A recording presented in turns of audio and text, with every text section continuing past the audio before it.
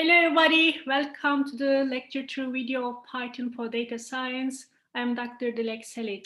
In this video, we will cover for loops, then we will cover while loops, then we will be looking at for else and while else loops, then finally we will be looking at nested loops. Let's start with the loops. In programming, in some conditions, there is a need to execute a block of code several times, right? You have to run the same block of code several times. A loop statement allows us to run a block of code several times. And this block of code is called the body of the loop. The number of times is controlled by a control condition, and if the control condition is not set properly, the loop might run indefinitely. And there are two main types of loops in Python, and they are for loops and also while loops. We will start with the for loops, and basically a for loop is used for iterating over a sequence or any other iterable objects. So, and this is a general syntax for using the for loop.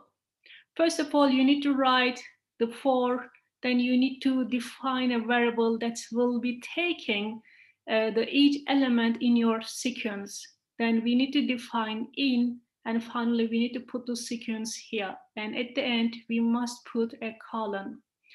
And with the indentation, we have to insert the execution loop body. So anything you put here will be executed as long as the for loop, the condition of the for loop is provided.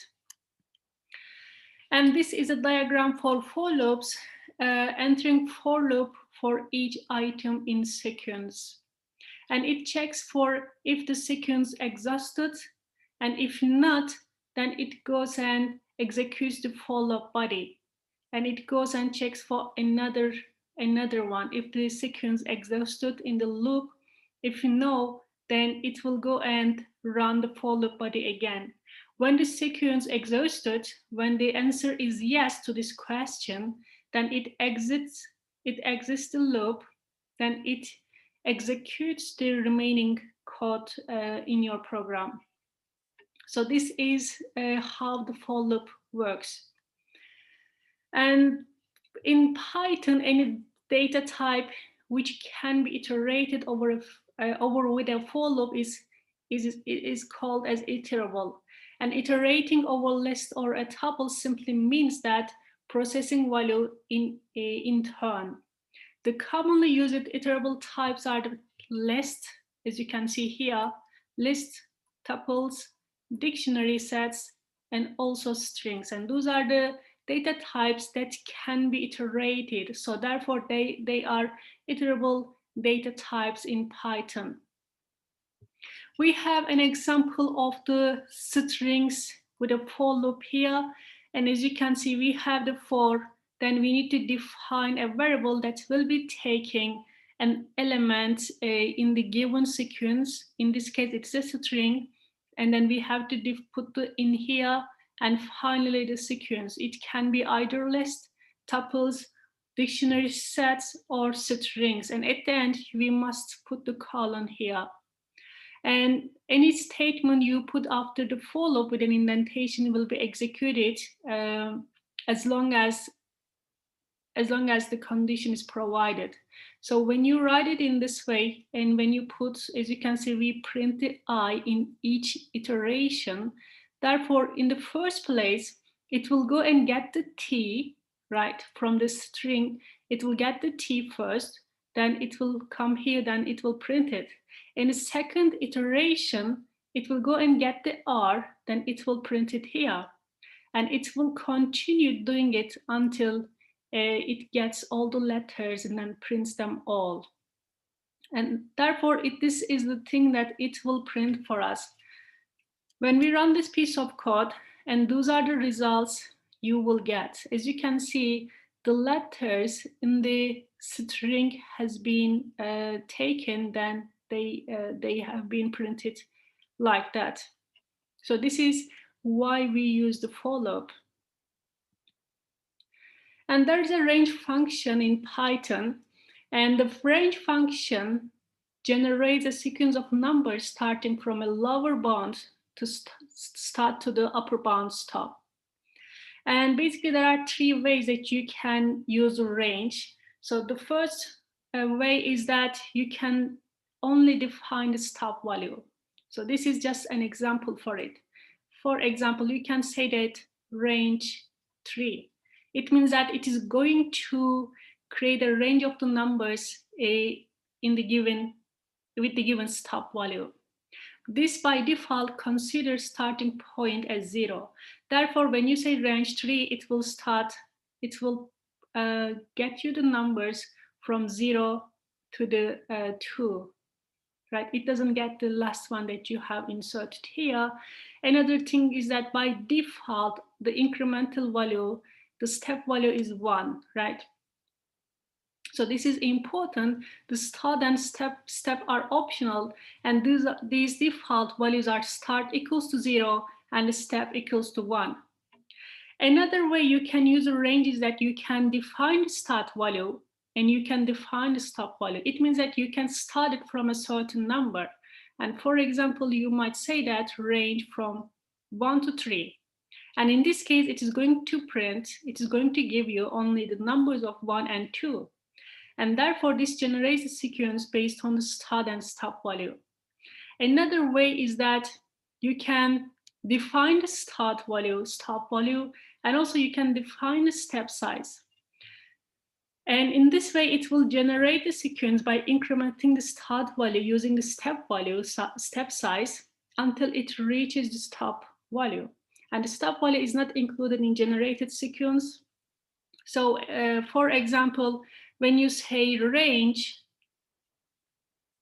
you start from 1, then it goes to the might be 5, and your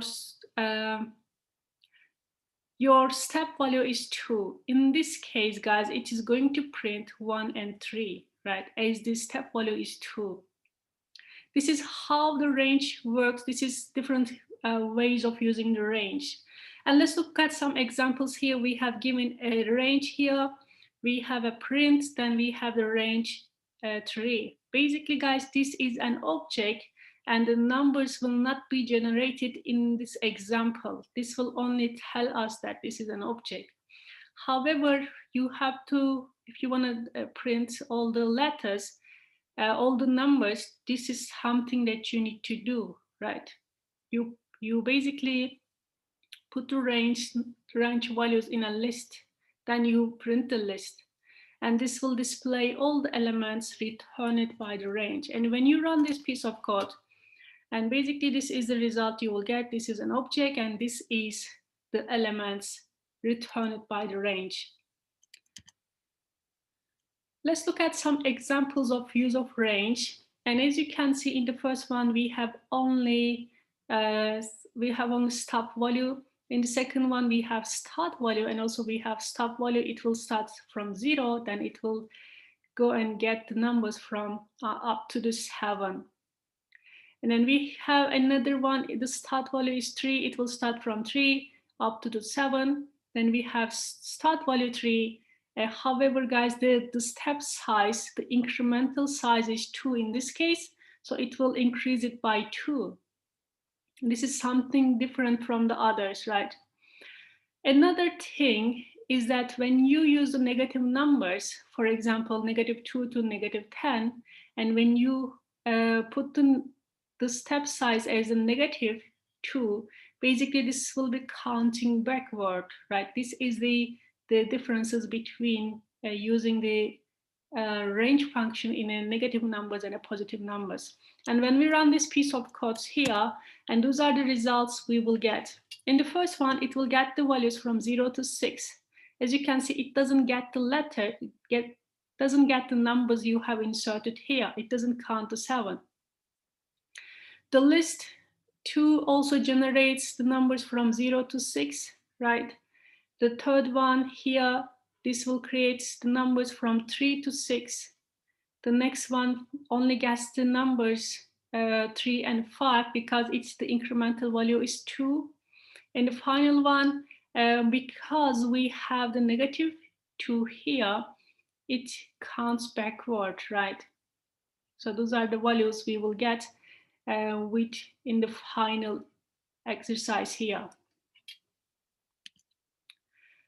So for loops iterating over a range, we can use the range function, and it is commonly used with the for loops. When you want to iterate, you can basically iterate over a numbers.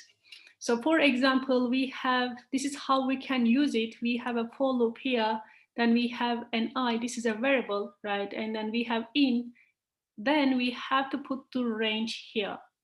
Then it will iterate over this range. Then you need to insert the statements here. As you can see, guys, we have some strings. We have also another string here. And finally, we have some calculation 2 to the power of I here. So in the first case, in the first iteration, it will get the number of 0. Then it is going to print 2 to the power of 0, right? Then the answer will be basically 1, right? In the next iteration, the I value will be 1. Then it will go and count 2 to the power of 1. Then in the next one, the I value will be 2. Then it will go and get to the 2 to the power of 2 for us. In this way, guys, it will go and do it until it reaches to the 10, right? When the I becomes to 10, the loop will end. So basically, when you run this piece of code and those are the results, you will get, basically it gets to 2 to the power of I in this example. As the I values keep changing, it is increasing one by one in each iteration. So therefore, this is how we get the values of 2 to the power of I. So another loop is a while loop. In Python, a while loop statement repeatedly executes a target statement as long as the given condition is true. Yes, in the while loop, we have a condition. Let's look at this general syntax here. First of all, you need to say while loop. You need to say while, then you have to insert your condition using the operations that we have learned in the lecture 2, right? So you have to put a condition here. As long as the condition is true, it will keep running this piece of code you have entered here, and we call this as loop body. So as long as the condition is true, the loop body will be executed. And this is a diagram for the for while loops.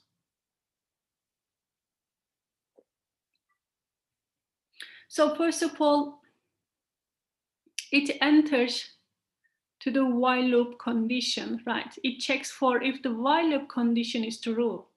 If the condition is true, then the while loop body is executed. Then it goes and checks for while loop condition again. If the condition is true, then it goes and run one more time. It executes the while loop body as long as the while loop condition is true. When the condition becomes false, and then it will exit the loop, and then the remaining code will be executed in your program. So this is the logic behind the while loops. This is how it works.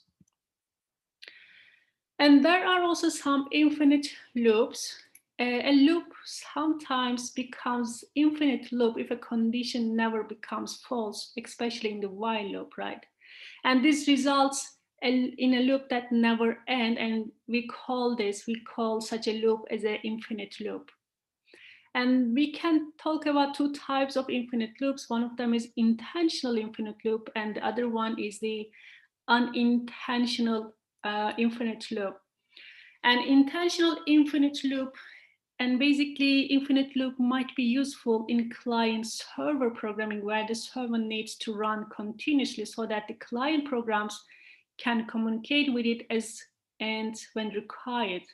And this is an example for an intentional infinite loop. And unintentional infinite loops, and they are because of an error in your code, guys. It might be there might be some different kinds of error, and they are basically due to an error in the code. And so this is an example of a logical error. So unintentional, this is an example for the unintentional infinite loop, and it is because of a logical error. So let's go and look at this. What is the problem? What is the logical error in this example here? And this is an infinite loop. When you run this piece of code, it will go forever, right? It will keep running. We have a variable num that equals to 1. Then we have a while loop here. So we have while, then the num greater than 0. And then we have print, we print the num here, then we increase the num by 1. It means that, so at the beginning, the num is 1. And when it enters to this loop, as the 1 is greater than 0, it will go and print the num, right? It will print the num, then it will increase the num by 2. In the next iteration, it will become 2. As you can see, guys, in each iteration, it will increase the num by 1. And therefore, it will keep increasing. Therefore, it will become never less than 0. This condition never will be a false. Therefore, this statement, this while loop will keep running. And so we call this as logical error, right? And this infinite loop because of logical error in this code. Another example is the variable handling error. In an infinite loop might be because of variable handling. So let's look at this example here. Again, this is also infinite loop. We have a num variable that equals to 0.1, and we have a while num is not equal to 1. So this is the condition. While num is not equal to 1, we would like to print num, and also we would like to increase the num by 0.1. So some systems cannot represent the value of 0.1 exactly. And therefore, this will introduce grounding errors on each increment. And however, some of the systems can run this 10 times as expected. However, on some systems, this runs indefinitely. So this is called basically variable handling error, right? So it depending on the system, this will give an error. So this will be an infinite loop. And there are control statements we use in a for and while loops in Python. One of them is break, then we have continue, then we have a pass. We will be looking at them now. Let's start with the break statement. And basically the break statement terminates the loop and resumes execution of the code at the next Python statement. And the break is used when a specific condition is triggered requiring to exit the loop and continue with the rest of the code. And the break statement can be used in both while and for loops. Let's look at an example here, the use of the break statement with a for loop. So we have a for loop here. We have a variable that will be taking each element in this string given for us. This is a sequence, right? It will iterate through it. And then we have a if condition, then we have a break statement. We have a break here. So if the character equals to R, if the character, the variable here, equals to R, then it will break it. Then it will print, then we have other statements here as well. And at the end, we have another statement. So basically, guys, again, if the break statement will basically terminate the current loop and resumes execution of the code at the next Python statement. So it will stop the for loop basically. Let's go and look at it with detail how it will work. In the first place, it will go and get the D, then it will go and print the letter here, right? then it will go and get the E, then it will go and get the G, then it will go in the fourth execution iteration, it will go and get the R. So when it comes to here, as the character equals to R here, then it will break it, right? Basically, it will exit the loop, then it will go and print this statement here. So therefore, those are the letters will be printed here, because when the character equals to R, the loop will be exited. And when you run this, guys, as you can see, those are the results you will get. In the same way, let's look at the use of the break statement with the while loop. So in this case, we have a num variable equals to 6, then we have the while loop here. If the condition is num greater than 0, then we print the num here, right? Then we increase the num, we decrease the num by 1, and if the num equals to 3, it will break it. So in the same way, first of all, it will go and print the 6. Then it will go, in the second iteration, the num will become 5, right? In the second iteration, num will become 4, then it will go and run another one, another case, then this will 4. So when this 4, and it will go and decrease the number by 1 here, which then the num will become the 3. So as the num equals to 3, it will break the loop. It will exit the loop, then it will go and print this statement here. Therefore, this is what it is going to print for us. This is how it will work in this case. And as you can see, guys, when you run this piece of code on your computer, and those are the results you will get, guys, when it is time to showing the exercises, some activities, some piece of codes here, you can stop this video, and then you can just go to your notebook, and you can try this code and try it on your computer, try on your notebook, so that you can understand it better. Just see it, how it works. Another statement is a continue. The continue statement basically skips the current iteration. It skips the execution of the remaining code, loop code, and continue executing the next iteration of the loop.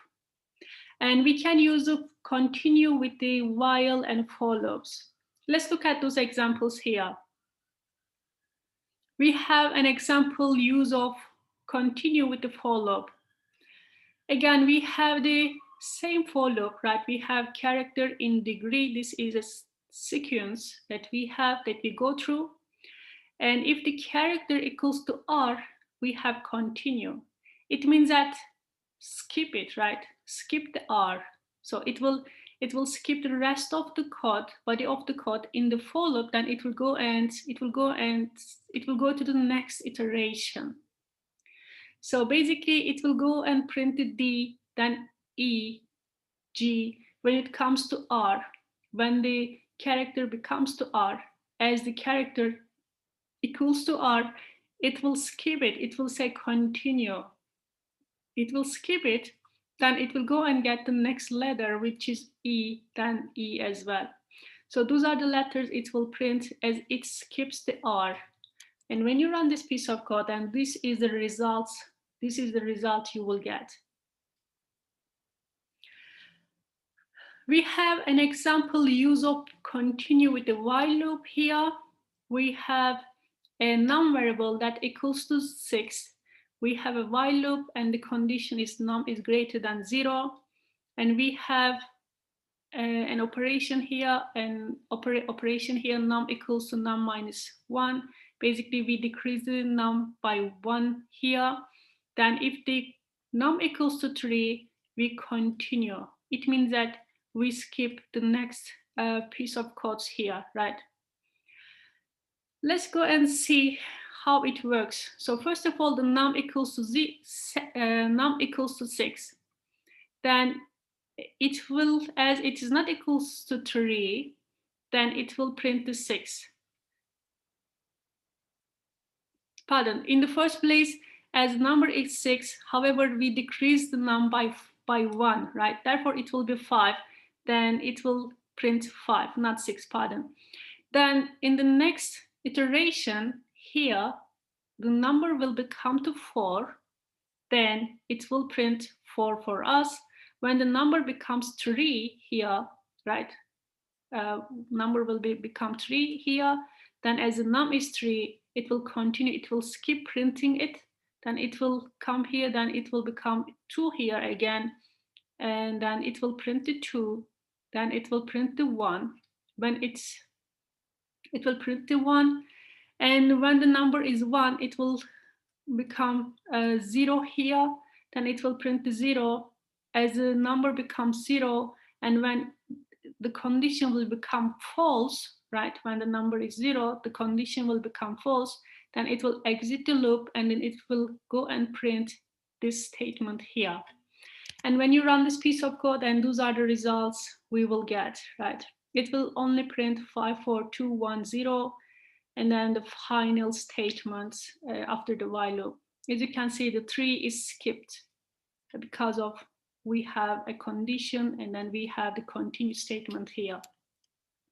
And basically, this is the logic behind the continuous, skipping the current iteration, and also, you know, execution of the remaining loop code as well, and going to another execution, going to the next iteration. And the final statement is a pass statement. The pass statement in Python is used when a statement is required syntactically, but you don't want any command or code to execute. And the pass statement is a null operation, and nothing happens when it executes.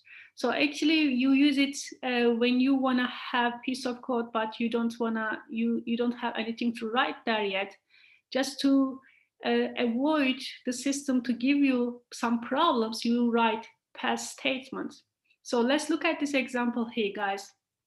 You have written some piece of code here, but you want to execute this. If you leave it empty, it will give you some error. However, when you put a pass here, it will not give you a problem. Basically, this is a null operation. Nothing happens when it executed. And we have another example here, the use of pass with a for loop. We have a pass statement here. If the x equals to 3, we say pass. It means that do nothing, right? It's not going to do anything when you say pass. And when you run this piece of code, and those are the results you will get. Again, you especially use the pass statements when you have a piece of code, but you don't want to put anything to there yet, right? Such as this one. And you write the pass statement so that the system doesn't give you any problem. It doesn't produce any error, right? So this is how we use a pass statement in a Python. Then there is a for else loop. If the else statement is used with a for loop, if the else statement is used with a for loop, the else statement is executed when the for loop terminates through exhaustion of the interval. And this is valid if no break is executed in the loop body. So for example, this is a general syntax of use of the for else loop. When the for loop ends, then it executes the else loops here. And we have an example of for else loop here, guys. Let's look at it. We have the for in range of 3. It will go through this range 0 to 3, right? Then it will print every item in this range. Then when the loop ends, it will print else statement here. And this is the result you will get when you run this piece of code here. So 0, 1, 2, and then at the for loop ends, it prints the else statement here. And while else loop, if the else statement is used with a while loop, the else statement is executed when the condition becomes false. This is very similar to the for loop. So when the while condition ends, when the program exits the while loop, then it goes and executes the else statements, basically. And let's look at this example here. We have a variable x equals to 0, while x greater than 3. This is the condition in the while loop, right? This is the condition here. This is the condition. So while the x is greater than 3, it will print the x, then it will increase the x by 1. And when the condition becomes false, it means that when the x is not less than 3, it will go and print the else statement here, right? So this is how it works. And when you run this piece of code, and this is the result you will get. When the loop ends, it goes and executes the else loop, else statement. And we have also nested loops. Nested loops are the loops containing other loops inside it. And this is a general syntax for the nested loops. As you can see, we have a for statement. We have a variable of this for statement. We have in, then we have the sequence. And it is possible to insert another for loop under this for loop.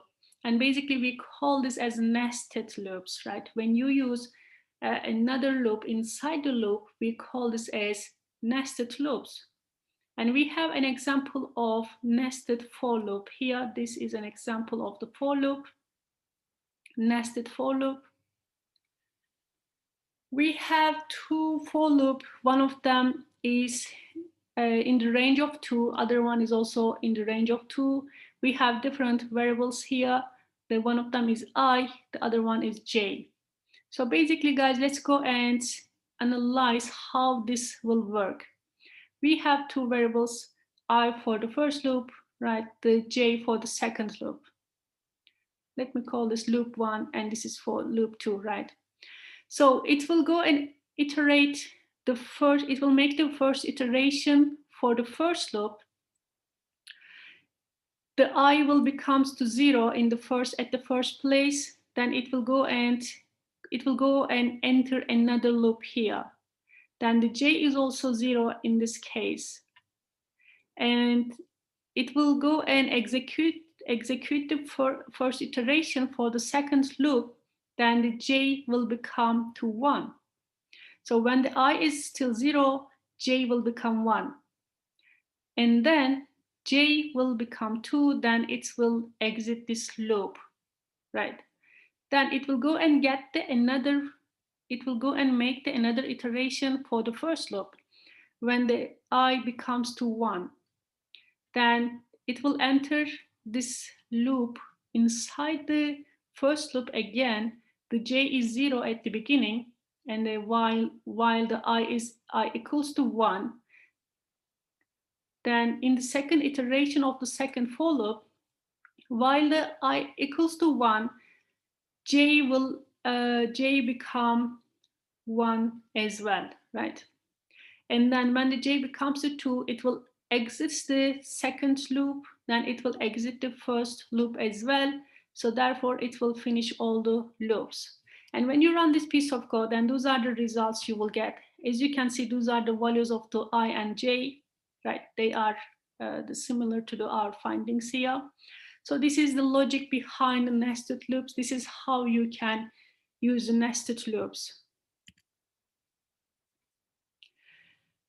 So the for loops can include while loops and also vice versa. So you can make the nested loops of the use of for loops inside the while loops, use of while loops inside the for loops.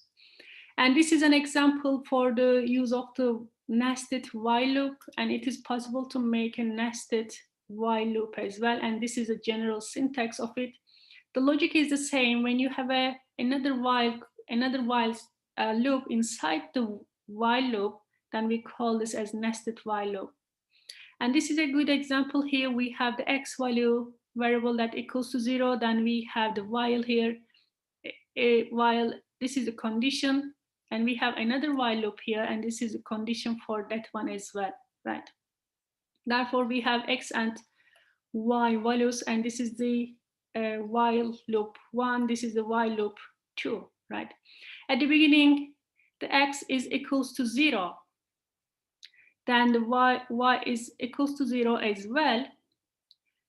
And yes, it will go and print this statement, then the y is increased by 1. So therefore the y will become 1. When the x is 0, y will become 1. And then the y will become to 2 as the 2 is not smaller than 2, then this condition becomes false. Then it exits this loop, then it goes and checks for this loop as well, because x will become 1 here as well, and therefore the 1 is not less than 1, and therefore this becomes false as well. Then it goes and prints this statement here, right? And therefore it will exit both of the loops. So those are the things that it will show to us. And when you run this piece of code and those are the results you will get. So this is the logic. Again, this is very similar to the use of the nested for loop, and this is how you can use the nested while loop. Okay guys, thanks for watching this video. Please, if you haven't done it so, please do subscribe to my YouTube channel. Do like my videos and share with your friends. Thanks for your support. See you in the next video.